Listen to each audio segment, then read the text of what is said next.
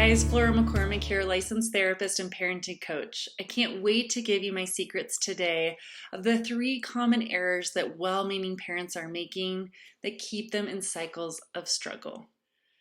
Oh, and boy have I been there. I'm going to share one of my most embarrassing moments with you today that happened, of course, in front of like 40 other parents, just all their eyeballs staring at me. It was a beautiful sunny summer day, and I was going out into the pool area with my son for his first group swim lesson. And I knew my son was slow to warm up to new things, so I did my best to give a positive spin to the moment. You know, I put my own swimsuit on and I planned to get there early with him. I told him all the wonderful things that would be true about this swim class.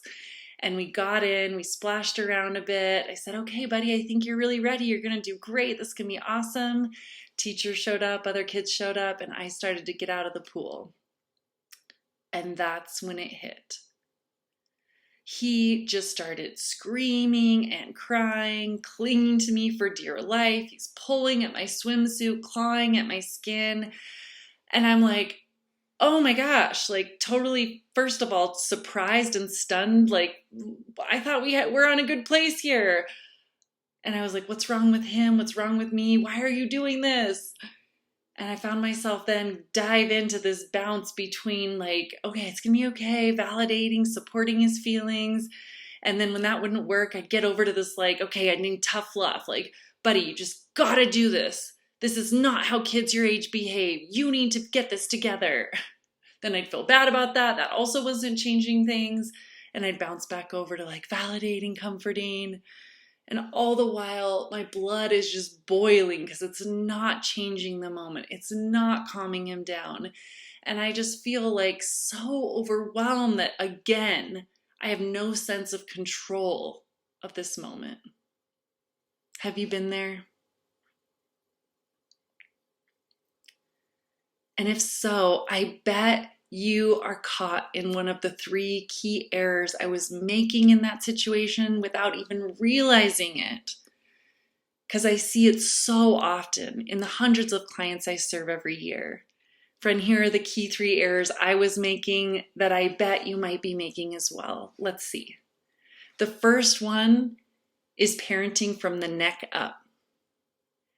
When I was in that moment, as often parents do, I noticed a problem and I thought I should talk to solve the problem.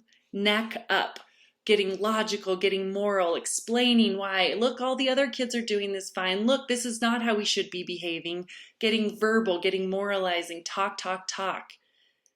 Meanwhile, here I am being logical. Like if you think of the brain in the palm of your hand, you've got the logical frontal advanced place of decision making, cause and effect awareness. Then there's an emotional system, the limbic system, and there's flipped lid, full like fight or flight or freeze. And here I am trying to be logical with a totally illogical child. He was emotionally flooded. And that's why it wasn't working. That's why it often doesn't work. Parents get parenting from the neck up. They're overly talking. And instead, what's needed in the moment from the child is strategies that are more emotional, that are attending to how to help him soothe his nervous system. So instead of parenting from the neck up, I want you to think about how you could be more embodied and connected, knowing how to connect before you correct. The second key error that I was totally making that I see happen so often for parents, it's pinball parenting. You get in this space where, I don't know if I'm dating myself, but a pinball machine back in the day, we'd pull this little lever, the ball would go up, and it would feel like you're trying to control winning the game, but you only have these 2 key buttons, and really they're moving all these levers all around. You're not really sure how they work, but you're just like doing the best that you can. And ultimately, winning the game is dependent on where the ball goes. And this is how I felt in my parenting. I had all this advice about how to be a gentle, supportive parent, attachment therapy, and tools in that area that I wanted to give to my child.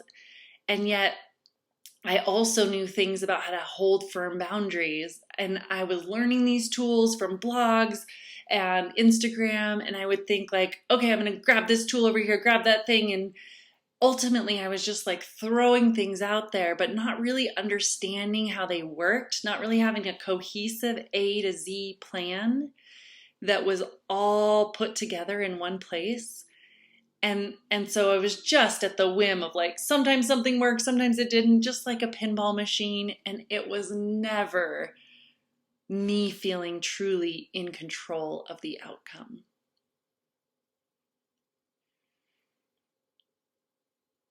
And if that has been you, then I want to suggest an alternative to being the pinball, grabbing at things here, there, is to have a predictable plan.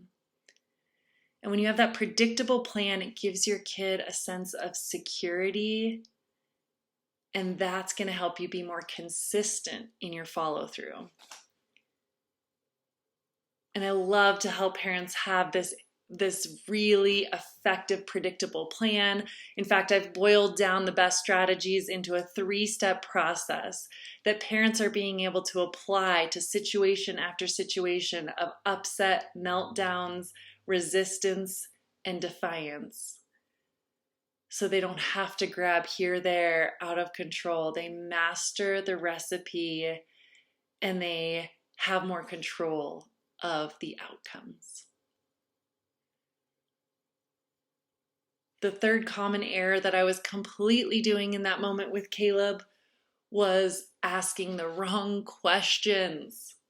My friend, when I was frustrated, and every time I get frustrated with him, I would find myself asking, why are you doing this? Why does this have to be so hard? Why can't you X? Why can't you Y? And he would never have an answer. Of course not. He was a little 4-year-old. He was not going to have the answer of why he did that behavior. And so I started learning how to be the wise parent that knew the answers and could guide him, could look under his behavior and go, oh, you're doing this. Okay, let's guide you in this way. Oh, this is what you're doing here. And the more I understood what certain behaviors really meant that the child was looking for from me, the more I could have an effective response. And turn my question from why are you doing this to, okay, which tool do I feel is going to be most effective here? And friend, this was the roadmap to me finally having relief. And it's the roadmap for you too. I want you to start by looking at these 3 errors. Parenting from the neck up, getting overly verbal and explaining things. Parenting in a pinball manner that didn't have a succinct plan. And parenting asking the wrong questions. Why are you doing this? And think, how many hours a week have you likely lost to that pattern?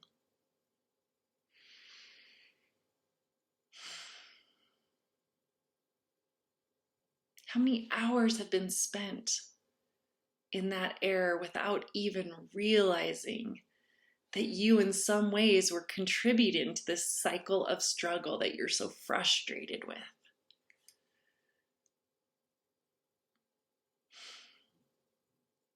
But here's the good news, friend. Since you have contributed to this cycle that when you use those ineffective strategies, they don't work, you have just as much power to start using some strategies that will work. And that's what I'm going to give you in our next video.